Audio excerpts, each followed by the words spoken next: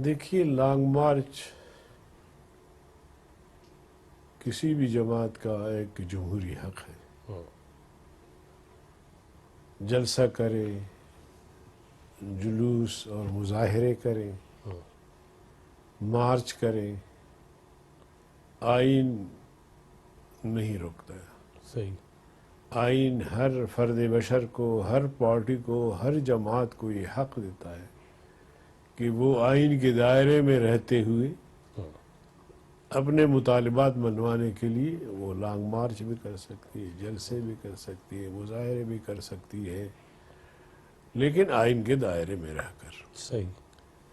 آپ کے علم میں یہ بات ہوگی کہ ہم نے جناب عمران خان کے خلاف 15 ملین مارچ کی، 15 ملین، اور ہر ملین مارچ میں لاکھوں لوگ شریک ہوتے تھے، لاکھوں لوگ. اور پھر ہم نے آزادی مارچ کیا، اس کا آغاز کراچی سے ہوا. صحیح. مولانا فضل الرحمن صاحب اس مارچ کی، آزادی مارچ کی قیادت کر رہے تھے. میں اس مارچ کی تصویریں آپ کو دکھاؤں، لاکھوں لوگ اس میں شریک، اور ایک طرف سے قافلے چل رہے تھے، دوسری طرف سے بسیں بھی چل رہی تھی موٹر وے پہ، اور دکانیں بھی کھلی ہوئی تھی. کوئی گملہ نہیں ٹوٹا، کوئی دروازہ نہیں ٹوٹا، کوئی بس کا شیشہ نہیں ٹوٹا. اور 5-6-7 دن ہمیں بھی لگے، لیکن نہ اس قسم کا لانگ مارچ جو خان صاحب کر رہے ہیں، نہ اس قسم کا کوئی لانگ مارچ جو خان صاحب دکانوں کو بند کروا رہے ہیں، سڑکیں بند کروا رہے ہیں، اور مریض لوگ بھی اسپتال پہنچتے پہنچتے دم دیتے ہیں. تو یہ فرق ہوتا ہے جمہوریت میں، اور یہ فرق ہوتا ہے فسطائیت میں، کہ لوگوں کی مال جان محفوظ وہ ہم نے کیا. لوگوں کو نقصان پہنچانا، دکان بازار بند کروانا، یہ ہے خان صاحب کا لانگ مارچ. تو ہم نے 15 ملین مارچ کی. پھر آزادی مارچ یہاں جو ہم بیٹھے ہیں اسلام آباد میں 15 دن پورے، صحیح. 15 دن پورے.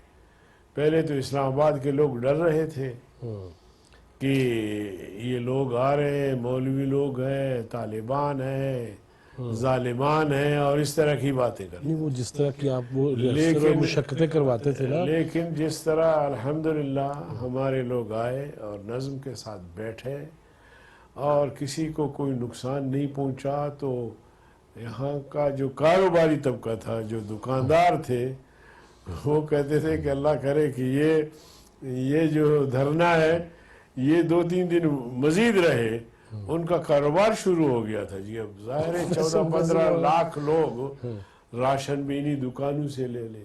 تو اب دیکھیے کہ ایک انہوں نے دھرنا دیا یہاں آپ کے سامنے، اور یہاں دھرنا کیا تھا، مجرے تھے، اور جناب والا پی ٹی وی پہ حملہ، وزیر اعظم ہاؤس کی طرف چڑھائی، اور آپ کے پارلیمنٹ کے دروازوں کو توڑا، دیواروں کو پھلنگا گیا.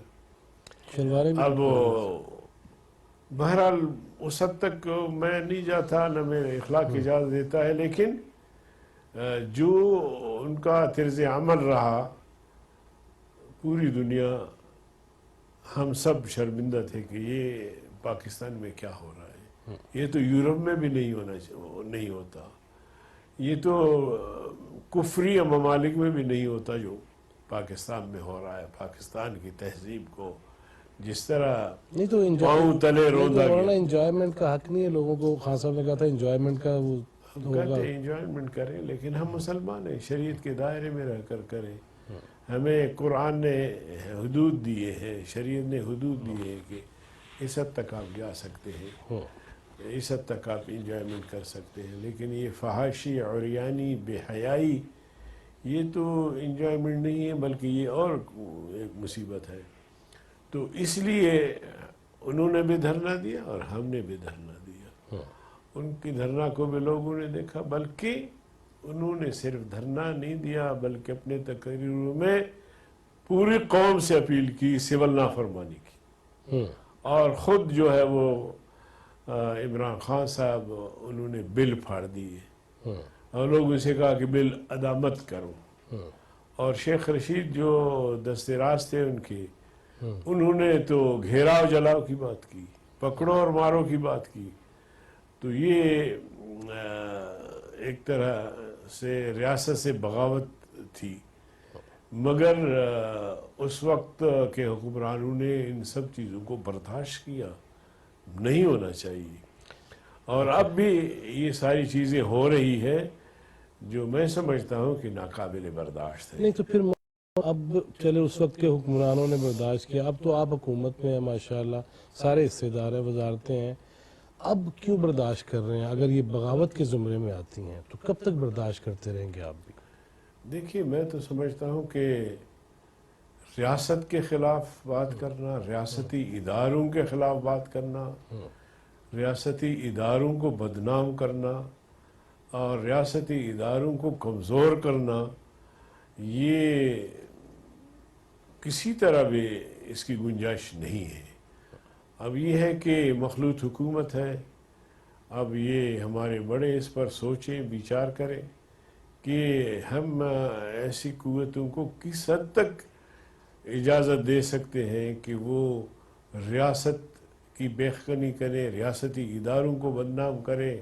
ہمارے پڑوس میں انڈیا ہے جو روز اول سے اس نے ہماری آزادی کو تسلیم نہیں کیا ہے، اور اس کی پوری کوشش ہے کہ پاکستان کے ریاستی ادارے اور آرمی یہ بدنام ہو، اور کہیں یہ غیر جو مستحکم موجودہ ہو، ہاں۔ شکل ہے پاکستان کی وہ بھی نہ رہے۔